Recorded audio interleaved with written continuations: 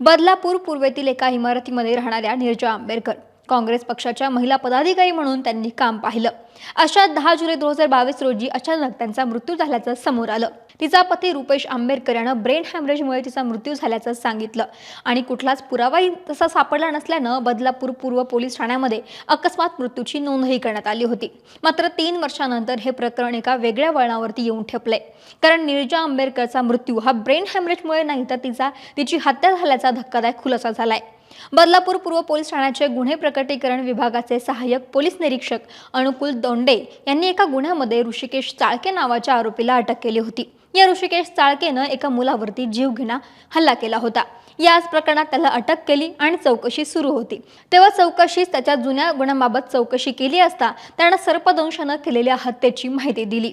ही हत्या होती नीरजा आंबेडकर यांचीच। ऋषिकेश चाळकेच्या कबुलीनुसार ही हत्या अत्यंत चालाखीने केली गेली होती। नीरजाचा मृत्यू नैसर्गिक वाटावा म्हणून हत्येत सापाचा वापर करण्यात आला होता। रुपेशनं घराच्या स्वयंपाकघरातील एका पोत्यात साप आधीच लपवून ठेवला होता।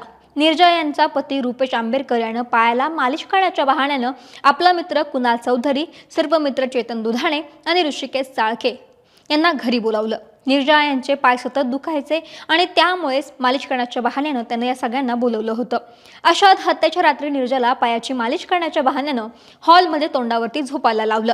मालिश करता करताच त्याच क्षणी सर्पमित्र चेतन दुधाणेनं स्वयंपाकघरातून एक साप आणला आणि तो ऋषिकेशला दिला।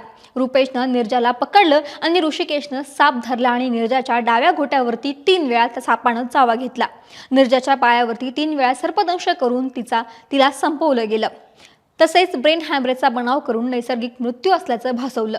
मात्र ऋषिकेश चाळकेनं दिलेल्या जबाबानंतर या सर्वांनी केलेलं काळं कृत्य जगासमोर आलंय। या धक्कादायक घटनेची माहिती मिळताच पोलिसांनी लागलीच तपासाची चक्र फिरवून नीरजा आंबेडकरचा पती रुपेश आंबेडकर, कुणाल चौधरी आणि चेतन दुधाणे यांना अटक केली। हत्येनंतर नीरजाला रुग्णालयामध्ये नेण्यात आलं। तिथे सुद्धा मृत्यू प्रमाणपत्र देण्यात आलं होतं। कळगाव बदलापूर सरकारी रुग्णालयातील डॉक्टरांनी सखोल तपासणी न करता मृत्यू नैसर्गिक कसा घोषित केला याचाही तपास पोलीस करतायत। या हत्या प्रकरणामध्ये आणखी कोणाचा सहभाग आहे का? रुपेशनं नीरजाची हत्या नेमकी का केली? आरोपींनी याआधीही कोणकोणत्या गुन्ह्यामध्ये सहभाग आहे का याचाही तपास आता पोलीस करतायत।